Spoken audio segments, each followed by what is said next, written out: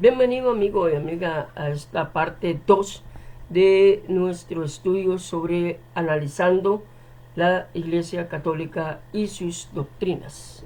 Vamos a continuar. Obviamente la línea de que Jesús era persuadido a contestar una oración porque María le mostrase los pechos que mamó es contraria a las escrituras. Pero tal idea de los pechos no era extraña en los cultos de la diosa madre pagana.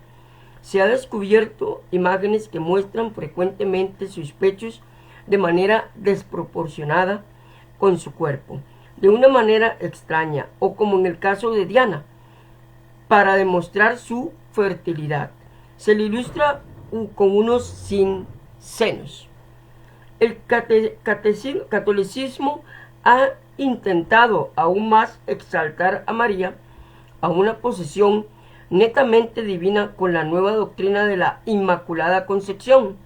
Tal enseñanza no es otra cosa que un esfuerzo más para hacer a María semejante a la diosa del paganismo, pues en los viejos mitos la diosa también se creía que había nacido de concepción sobrenatural.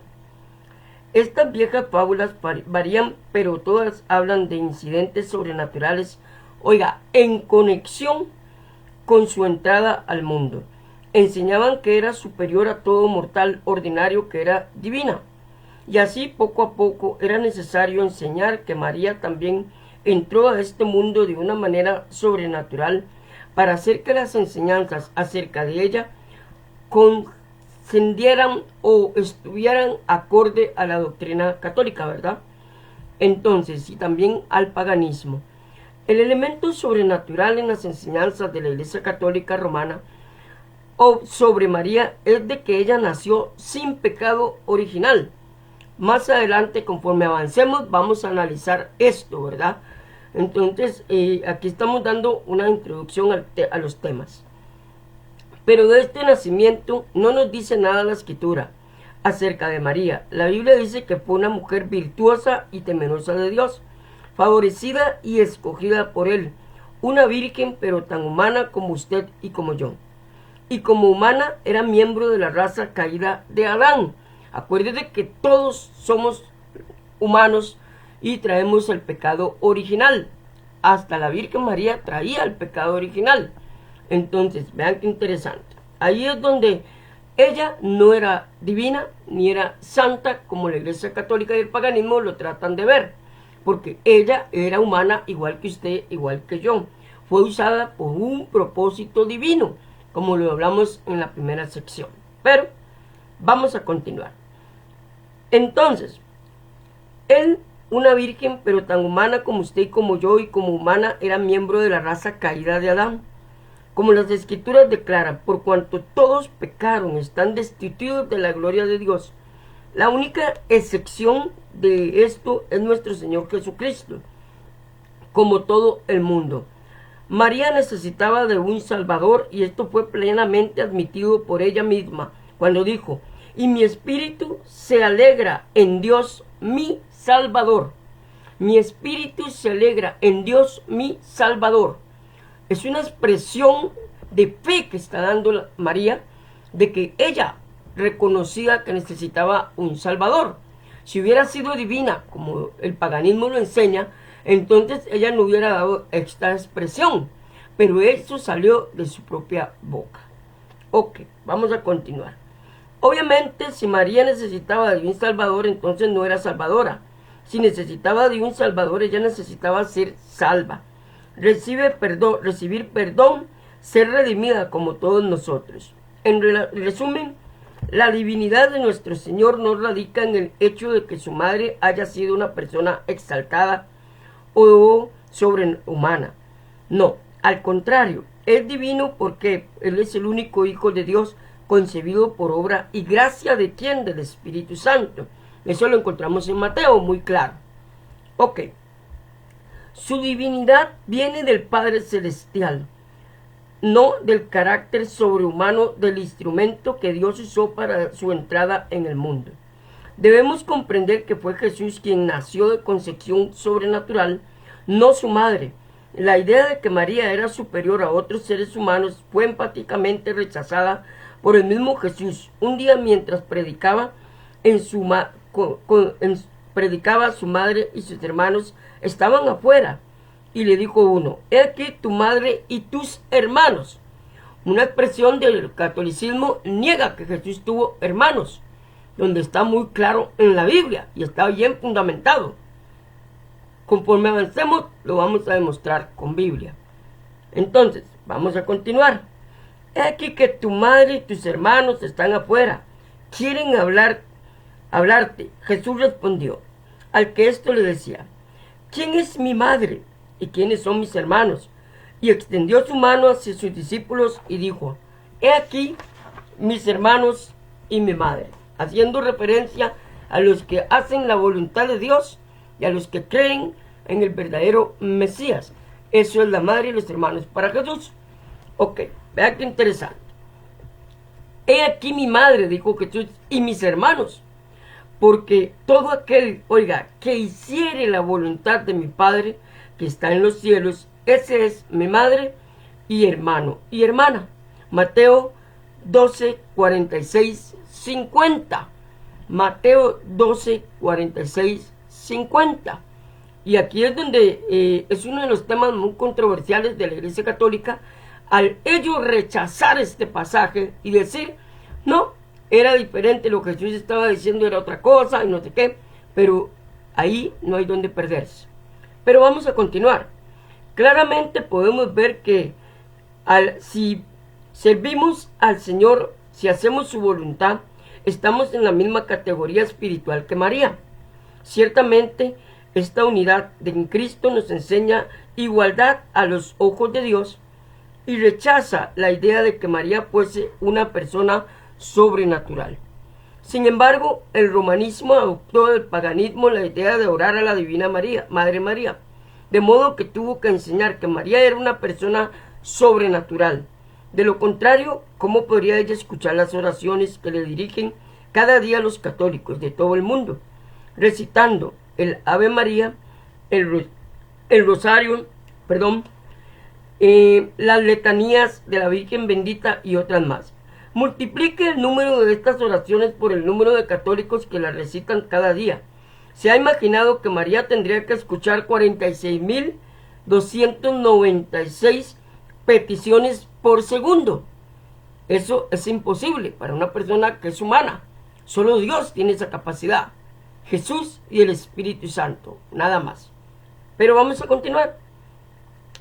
Está claro que nadie más que Dios puede hacer esto. Sin embargo, los católicos creen que María escucha todas estas oraciones y entonces, por necesidad, tienen que exaltarla a una posición divina, sea bíblica o no. Ellos tienen que exaltarla a una posición donde para ellos es divina. Otro concepto que la Iglesia Católica tiene, que más adelante vamos a analizar, es que María nunca resucitó. María no está en el cielo a la diestra del Padre, como ellos expresan. No hay base bíblica para eso. Es un dogma católico hecho por un sacerdote, pero no está en la Biblia. En ninguna parte de la Biblia existe. No hay prueba bíblica de que eso. Entonces, vean qué interesante. Vamos a continuar. Son puntos de vista que vamos a analizar conforme vayamos avanzando en este estudio de la Iglesia Católica y sus doctrinas. Tratando de intensificar tan necesaria exaltación de María, los líderes católicos han buscado algún fundamento, bíblico, para sostener esta creencia. Las palabras de Gabriel a María: bendita tú entre las mujeres, Lucas 1:28, han sido frecuentemente referidas a este respecto. Seguramente que las palabras de Gabriel indican que María fue favorecida de Dios, pero no la hicieron una persona divina.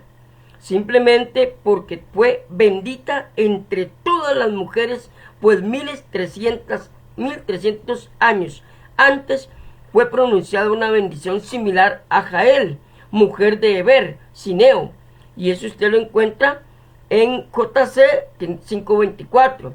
La Biblia sencillamente nos demuestra que María era bendita entre las mujeres, pero esto no significa que debemos adorarla, orar a ella o hacerla una diosa. Se respeta por el plan y el propósito que Dios tuvo en ella, pero hasta ahí. La Biblia no nos enseña que hay que adorarla, que hay que magnificarla, y ni mucho menos tiene atributos divinos. En ninguna parte de la Biblia lo encontramos. Entonces, vea qué interesante. Si hubiera sido así, hasta el mismo Jesús lo hubiera mencionado, ¿no es cierto? Pero en ningún momento Jesús lo dijo. Antes de Pentecostés, María estaba reunida con los discípulos esperando, oiga, la promesa del Espíritu Santo. Leemos que los apóstoles perseveraban unánimes en la oración con las mujeres, y entre ellas estaba María orando y perseverando. ¿Por qué?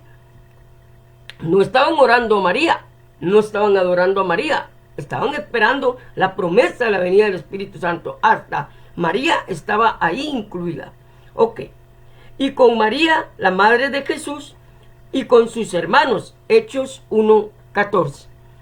Ahora, aquí es un versículo donde los católicos dicen que aquí Jesús está hablando de aquel otro versículo de que los seguidores de él. Pero claramente la Biblia habla de sus hermanos naturales. Después de que María tuvo Jesús, tuvo más hermanos. Y vamos a seguir leyéndolo en pasajes de la Biblia muy contundentes. Pero vamos a continuar. Ciertamente las escrituras no dicen que los discípulos estaban orando a María. Eso es un gran detalle que hay que ver. En ningún momento dice que estaban adorando a María. La ilustración que acompaña, tal como es vista en los catecismos católicos, intenta dar a María una posición central, pero como sabe todo estudiante bíblico, los discípulos en esa ocasión no estaban mirando a María, estaban buscando que el Cristo resucitado, quien había ascendido al cielo, les enviase el don del Espíritu Santo. Notemos también que en el dibujo que aparece aquí, que yo lo voy a estar subiendo, amigo y amiga, ¿verdad? Para que usted lo vea y lo analice, ¿verdad? Sino que nótese que en el dibujo no solamente están los discípulos mirando a María, sino que también el Espíritu Santo en forma de paloma se ve volando sobre ella, de acuerdo a las Escrituras. Ok, esto está en la doctrina católica. Vamos a continuar, amigos y amigas. Ok, permítame. Continuamos, amigos.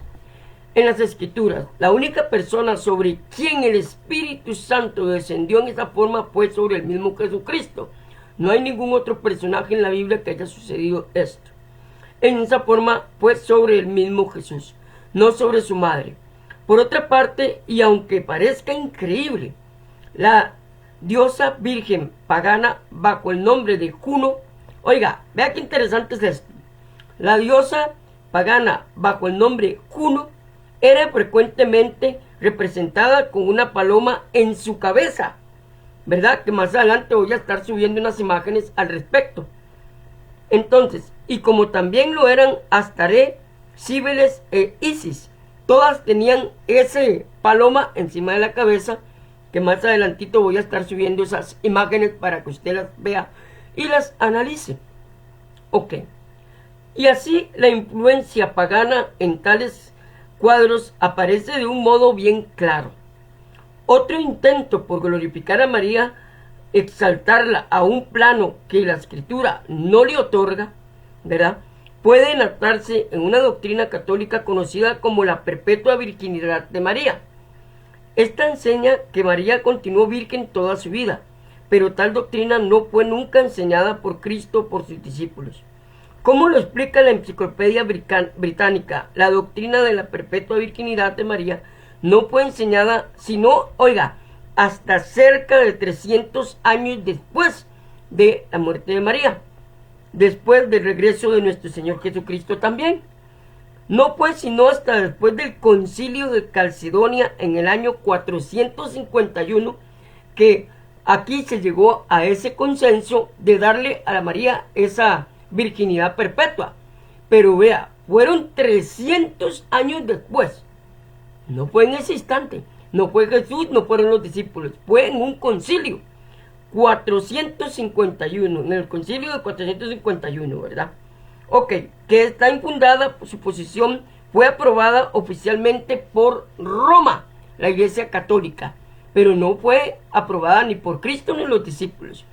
Usted está oyendo la diferencia de tiempo entre el siglo primero, en el tiempo de María, los discípulos, y el, el censo de Calcedonia, en el 451. Hay una diferencia de más de 300 años. Entonces, aquí no cree usted que esto no es bíblico, porque no aparece en todo ese tiempo en la Biblia. Ok, vamos a continuar. Aquí vamos a hablar con Biblia, vamos a hablar con varios detalles, y usted, amigo católico, usted tiene todo el derecho de investigar, razonar y analizar. Muy importante, acuérdese de eso. Al contrario de las enseñanzas católicas, la Biblia muestra claramente que María no continuó como virgen a través de toda su vida. La Biblia enseña que nuestro Señor Jesucristo nació de la Virgen María, concebido en virginidad y nacido sobrenaturalmente. Mateo 1:23. Vamos a continuar. Enfáticamente creemos en el nacimiento virginal de Jesús, pero después del nacimiento de él, María dio a luz otros hijos, los hijos naturales de su unión con José, su marido. En Mateo 1:25 leemos que Jesús fue el hijo primogénito. La Biblia no dice que María haya parido un solo hijo, sino que nos dice que Jesús fue su primer hijo. El hecho de que Jesús fuera el primogénito indica que después nacieron de María otros hijos. Siempre en el lenguaje lógico normal, un primero requiere un segundo, es la lógica. Pero fuera de esta línea de razonamiento, las escrituras no dejan lugar a dudas del hecho de que María tuvo otros hijos después del nacimiento de Jesús. Sus nombres son anotados en la Biblia, como sigue: Jacobo, José, Simón y Judas. Mateo 13:55. Usted lo puede revisar en su Biblia. Además de estos hermanos, el versículo siguiente menciona a las hermanas de Jesús. O sea, Jesús tuvo hermanos y hermanas. Acuérdese de la costumbre judía con respecto a las mujeres. Esos son detalles, amigo católico y amigo, usted que está estudiando esta sección de religiones.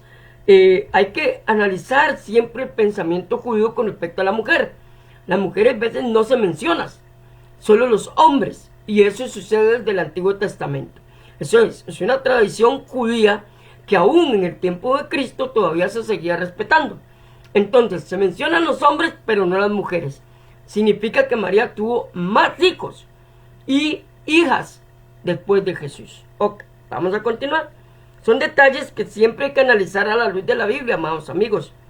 Las gentes de Nazaret dijeron: ¿y no están todas sus hermanas con nosotros? La palabra hermanas está en plural, no en singular, ¿verdad?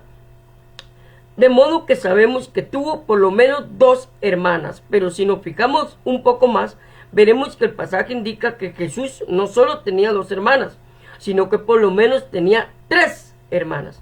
Notemos que el versículo habla de todas sus hermanas. Por regla general, cuando nos referimos solamente a 2 personas, decimos ambas, y no todas ellas.